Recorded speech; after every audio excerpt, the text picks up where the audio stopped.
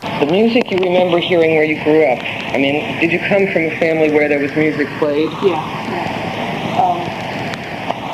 We listened to the Chicago every Sunday morning with the camping in our family. My parents were very into opera, like especially Porgy and Bess, Puccini, Gershwin, the ones that were the most accessible operas, Madame Butterfly, stuff like that. And then as we got older, I remember my mother playing a lot of Ray Charles and Ray Lex. That's unusual. Yeah.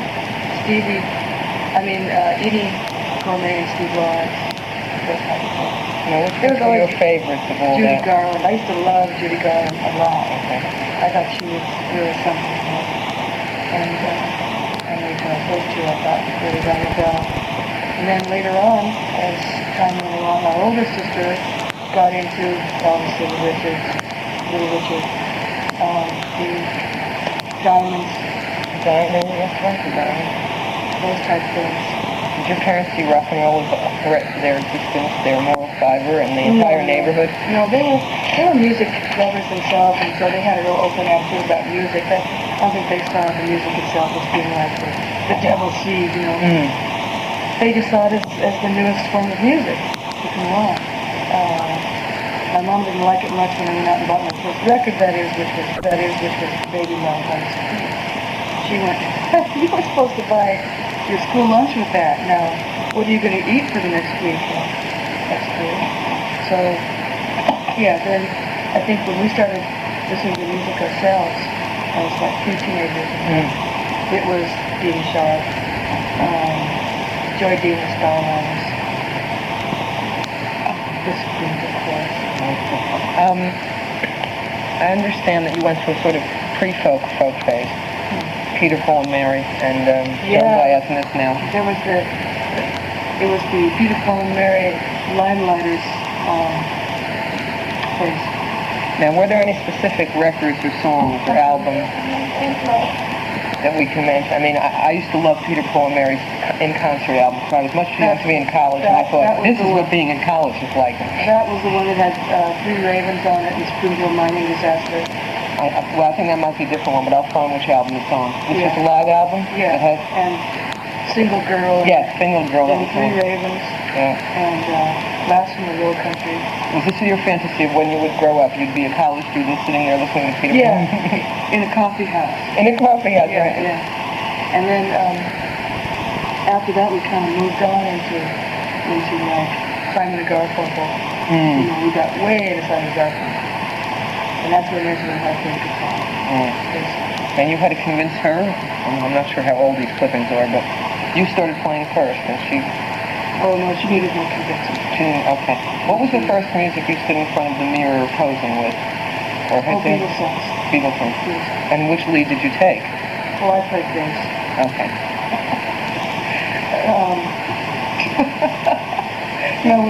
When we were kids, you know how you take brooms and like play with them. Tennis racket. Yeah. Yes, there was nice innocence to all that. I remember when the Locomotion came out, trying to convince this guy who worked as a box packer in a record company. I thought that was close enough, that he needed a singing babysitter, something ridiculous like that. And you grew up, having grown up in the States, of course, there was a lot of television. Do you remember visually the first artist that you met? It was Schindler and Hullabaloo. Of course, we never missed those. Now, did you dress up to watch them, or did you? Oh, no. We went out of our bodies when we watched them. They were so cool that we didn't exist. We were just like, you could reach through if we were gone. No, we just all got together, like every week. Especially in Hullabaloo, we were growing up strong. By that time, we moved on to the Beatles stories. Right. Okay. Musicians who have been an influence in terms of instruments. This was more a Nancy question, I have a feeling, but... Paul Simon, a lot.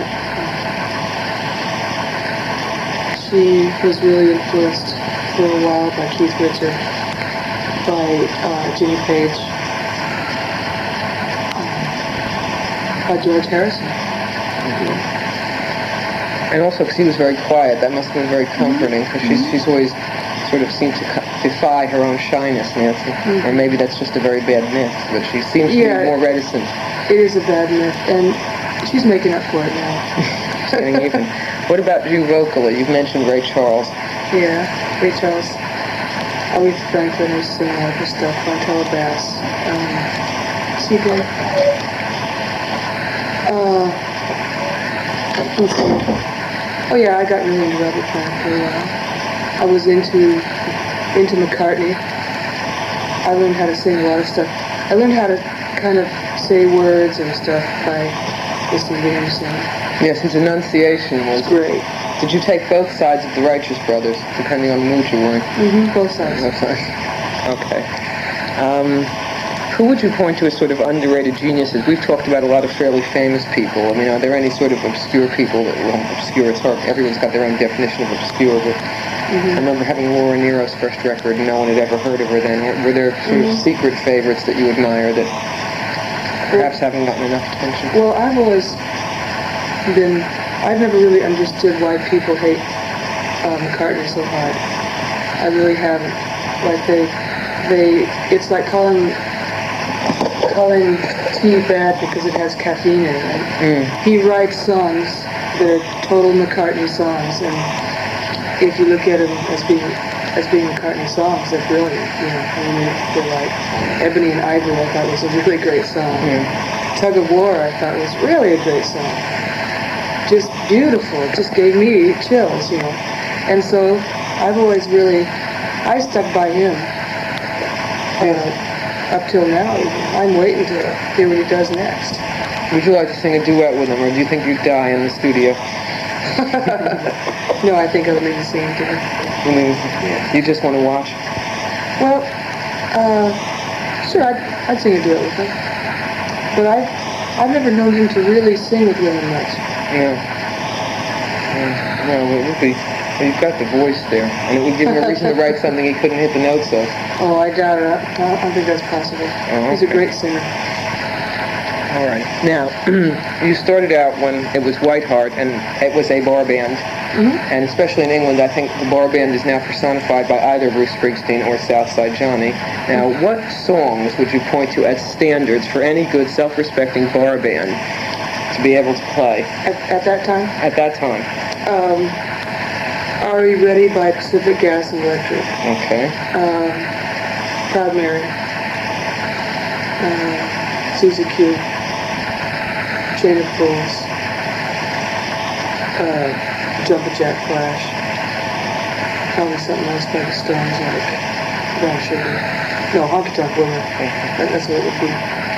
We used to do a lot of stuff by Zeppelin. We did tons of Zeppelin stuff. We did The Rover, Kashmir, Battle of Evermore, Rock and Roll, of course, Communication Breakdown, a whole lot more, always. What did you hate singing of all the bar band stuff? What did you think, oh no, this By the time I get to Phoenix. Okay. Didn't like that much. Stuff like, I didn't like singing Stormy and Spooky very much, but I was the chick, and so it was like, okay, now here's the soft part of our song, take it away, sweetheart. Sweetheart, oh. And I used to not like singing stuff like Superstar, because it was so, you're copying, Rita Coolidge, I didn't like that. I used to prefer to sing songs that have been sung by men, because then I could have my own interpretation. They seem to do much more interesting things lyrically, men in songs. Women were always waiting or pining or... Yeah. Or you had to change the gender and it sounded really bad. Like, I've been waiting for a guy like you. It's really bad. And you did what, how many sets a night, or how did it work? We usually played, in the States it was 4 sets a night. In Canada it was 5. Okay.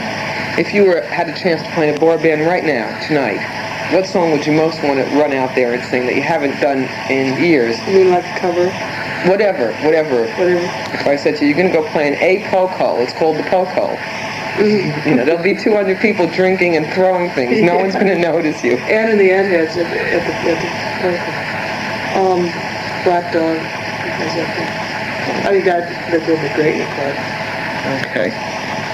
Now, you've toured with a remarkable range of people. I mean, when I met you 6,000 years ago, I mean, you had gone through all the Jefferson Starship comparisons, and then by the early 80s, you toured with John Cougar. Can you list off some of the people you've shared touring bills with, and then hone in specifically on those that you really like or whose music you really enjoy? We played with Foreigner, the Beach Boys,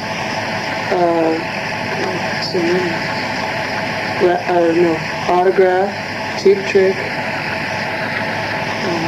Pure Prayer League.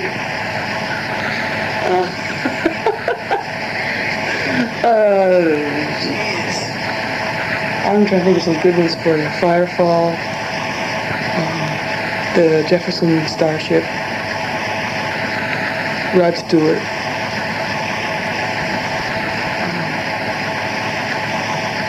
John Cougar. They're just hundreds. And you sometimes, occasionally, finally get to go out and actually see the act. Yeah, sometimes. And that's what was really fun. When we were coming up, and backing up Rod Stewart. Oh yeah, we backed up the Stones once. When we were backing up Rod Stewart, it was like one of my first times being on the other side of the footlights when there was a big group playing, because we had just come from clubs. And when you play clubs, you still have to go to shows and stand down and go, And that was really something. Oh yeah, we backed up the Bee Gees. Were there certain songs that came across live and you came to like them perhaps in a way that you hadn't when you heard them on record? Were there certain, say, Rod Stewart songs that he just did incredibly well live that maybe you hadn't noticed? And the same with the Bee Gees. At that time, they were doing this song called Across the Universe. No, I mean, The Edge of the Universe. Across the Universe, yeah, right. The Edge of the Universe, which came out really well live. It was a real, almost Nilsson, Beatley type, really sweet feel to it, It was really great. There have been a lot of songs like that by different groups. Cougar, do you have favorite John Cougar songs? No. Not anything in particular? Yeah, most groups don't come across as well live as they do on record. And especially vocal groups, it's real hard for them to recreate it, Have you ever had voice problems, or did you learn to train your voice fairly early on not to get hoarse on the road? Because that was a real problem. I don't have problems singing on the road, but in the morning after a night of singing, I sound kind of rough, But it's back by the time it's time to sing again, so it's just like you fall into this pattern of you really go out there and punch, and then you just try and be quiet for a few hours after that. And then you're okay by the next night. You've been lucky then. You haven't had some of the, things that grow all over the place and all that kind of stuff. Right. Now, looking not just as an artist, but as a person as well, artists that perhaps you've grown an appreciation for as you've, gotten older is a terrible expression, but that's people, okay, I accept it. I never listened to Frank Sinatra when I was in my 20s. Now I find I'm listening to Frank Sinatra. Are there artists like that you've come to listen to? Well, we did go see Sinatra once at Caesar's Palace a few years back, and I have to admit that I came out of there thinking he was really something. And I kind of went there like for a joke, like for, this will be bad, let's go see Sinatra, it'll be so bad, But then he was great, If you just just put your own judgmental self away for a minute and just look at the form, it's great what he does. I'll tell you what, though, in Seattle, I went to see Porgy and Bess the other night. Oh, it's about a month ago now, but that slayed me, just floored me. And who was so good. It was a black cast out of Houston, and there are only like a couple of all black opera companies in the country. And when Gershwin died, he left in his final statement that Porgy and Bess had to be performed by an all-black cast because he didn't want a whole bunch of like white people in blackface going out on stage and being Uncle Tom and everything. So it was really fine. So as I get older, I have more patience to listen to stuff like that. Is there a particular recorded version? I'll look it up when we finished of Porgy and Bess. Is there anyone in the lead that because you probably heard a few recorded versions? I'd have to have the program in front of me to know their names. Okay. But if you can find one by the original cast with Cab Calloway as Sport and Life, that'd be worth your while. Okay, fine. Just like even greatest hits from the opera would be cool. What other stuff do you find you listen to? Do you listen to New Age? I know you live by the ocean, so is there certain music that's conducive to living by the ocean that you wouldn't play at any other time?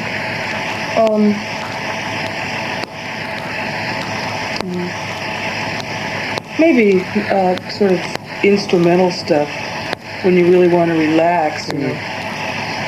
But I don't generally listen to that. What I listen to are just songs by groups, you know, like Florida. I like Luke Graham's solo record. Is that a recent? Is there more than one author? Okay. I think it's because the idea that you live by the ocean, people immediately think of relaxing. But if you live by the ocean all the time, 7 days a week, 24 hours a day, then you don't necessarily have to be mellowing out to the ocean. I don't live by the ocean though. I have like a. No, it's okay. That's okay. I have a beach house that's like a hideaway where I go sometimes. Ah, that's yeah. Yeah, but I live in town. I have a townhouse. And you're still in what, Washington State? Has that changed a lot? Washington in 10 years? I mean, all you ever hear about over here is old Vietnam veterans crawling out of the... God, then there was the phase in Oregon with the Rajneeshi, wasn't there? Yes. God. Well, there was a guy right by my house who was camping out on a big hunger strike thing, and he was on that shooting. It's about a mile down the street from my house. In the field, you see it from the road. It's remained fairly rustic aside from these little punctuations, has it? It's very much like England is outside of London, you know. I mean, when you travel up and down this country, you see that there is a country there. In fact, oh yes, there's life outside of London, you know, and that's how it is in Washington and Oregon and Idaho and all the places that aren't New York and all. Do you tour by bus when you? No, we fly. You fly, okay. Right, let's go on to the soundtracks. How did you get involved with Footloose? We had just gotten through making our Passion Works album at that time. And they had a whole bunch of songs for the soundtrack, and they wanted this guy, Keith Olsen, who produced our Passion Works album, to produce Almost Paradise. So he called me up and said, we have this duet, and who do you want to sing it with? And I said, Lou Graham, you know, just like...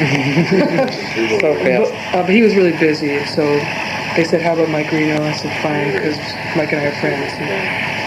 And so we were on tour, and we were in Chicago, and they all flew out. We got the studio in Chicago, and we had a day off, and we went in and cut it. You hadn't seen the film. Did you know what the film was about? It didn't matter. I'd read the script. You'd read the script. Very realistic, wasn't it? The average working girl. Yeah, right. Yeah, very realistic. I think it was a kid film. What's the name of the restaurant we're going to? The Red Fort.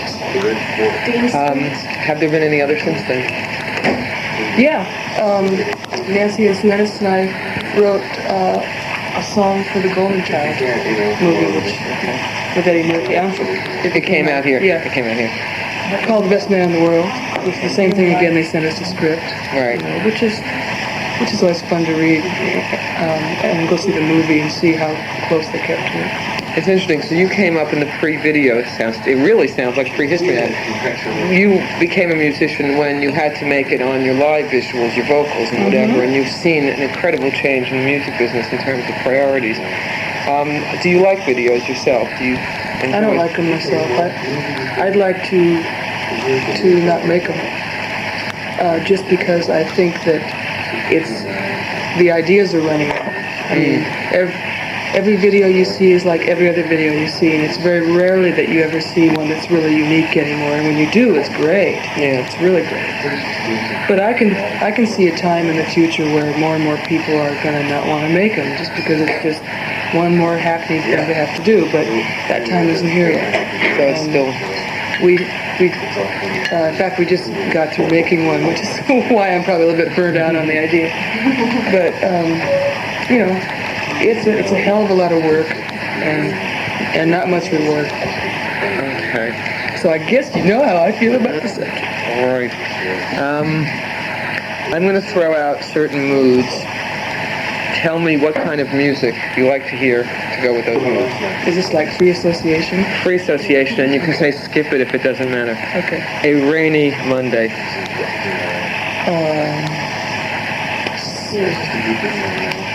the rain song from Houses of the Holy. Okay, that's what you're going to put on. Yeah. Right, okay. Cleaning the house. Let's see. That's a good one because you want something that goes doo doo doo doo doo doo doo. Paul Simon, I can clean. Yeah. Paul Simon. Paul Graceland. Simon's Graceland. Okay. Right, all right. You both ride horses, don't you? Yep. All right. What do you hear running through your head? Don't say Zorro. Please don't say No. Zorro.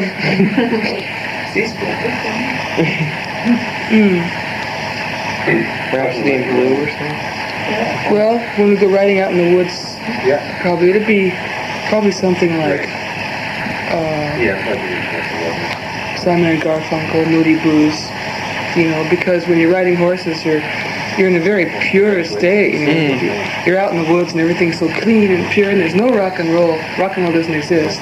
No, it's just And whatever you're you with hear in your head. these dear little horsies who trust you and stuff. So yeah. Leo Cosby. Yeah, Leo Cosby. What kind of Simon and Garfunkel? Name a song. Or what kind of Moody Blues are you hearing? Oh, probably something like In Search of the Lost Chord. Okay.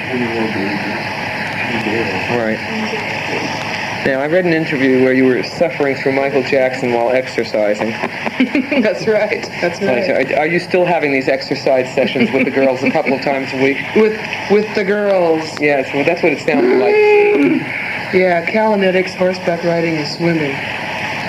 Golly. And is it still Michael Jackson, or what have you moved on to since then?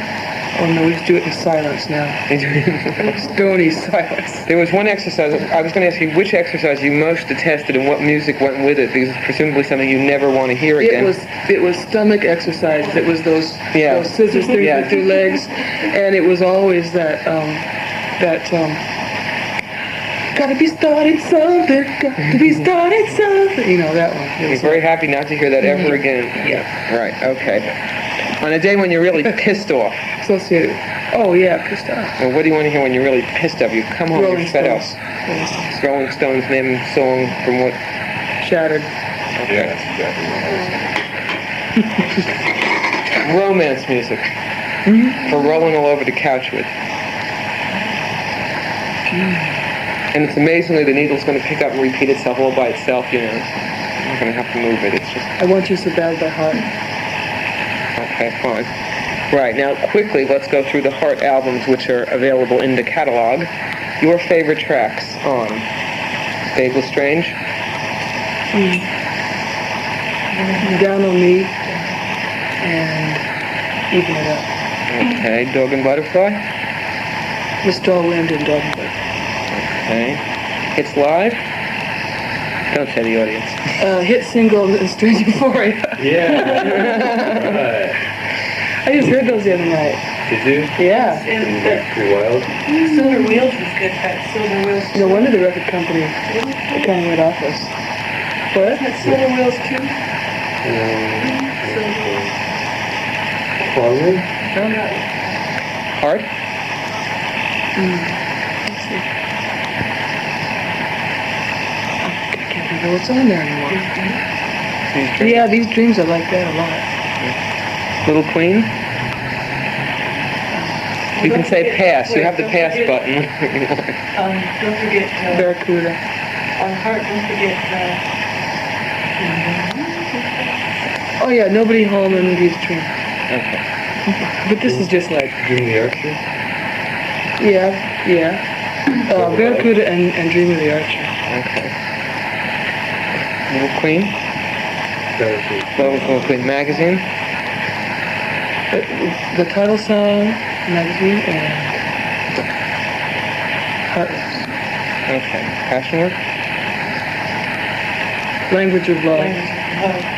And Love Mistake was on there? Yeah, sorry. Private Audition? Angels and The City's Burning. Okay. And every track on the new album. Yeah, everyone.